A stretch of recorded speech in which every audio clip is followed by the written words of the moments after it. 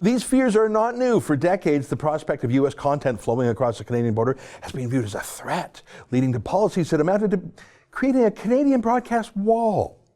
Canada adopted rules that permitted replacing U.S. television signals with Canadian ones, so-called simultaneous substitution. The blocking of U.S. satellite television services and tight restrictions on foreign investment in the broadcasting sector. Really?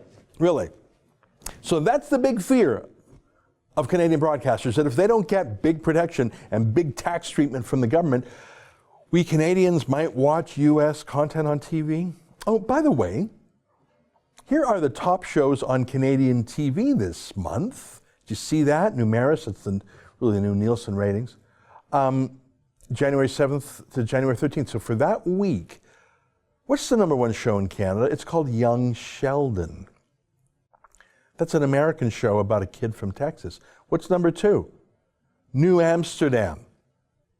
That's an American show about a hospital in New York. Next is The Big Bang Theory. That's an American show. Next is Blue Bloods. That's an American show. It's an American cop show. I won't go through all 30 of the shows, but all the way down, it is American shows. All the way down, except for a couple of newscasts. The only Canadian drama is Murdoch Mysteries, and Hockey Night in Canada is the very bottom. Every other show in the top 30 is American. Put it up just for one more time. Show people one more time. The 30 top shows in Canada, they are American shows. The Connors, NCIS, The Rookie. There's one newscast, Chicago Med, Hawaii Five-0, Criminal Minds, Chicago Fire, NCIS, Los Angeles, MacGyver, for God's sake, Chicago PD. We got 3 Chicago shows in the top. Chicago Med, Chicago Fire, Chicago PD, Chicago Shoe Store, Chicago Recycling Bin. We're obsessed with it. That's what we're watching now. So yeah, these are the folks who want to block us from watching American content. Yeah, I'm watching more Chicago show than if I lived in Chicago. Canadian cable companies are the ones force-feeding us American content.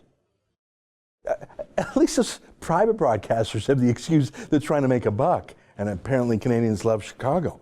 But the worst offender is the CBC, obviously, which is utterly obsessed with the United States. In particular, they obsess over Donald Trump.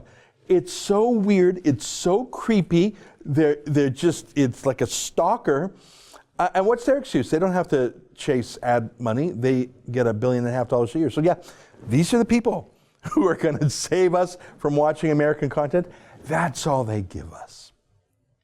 But they don't really care about Canada or about being Canadian or about Canadian culture.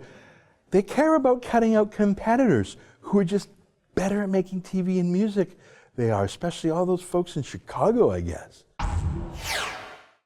That's an excerpt from the Ezra Levant show. Every day, I do a video monologue, and then I interview an interesting guest, and then I end by reading my hate mail. But you've got to subscribe to it, which you can do at therebel.media/shows.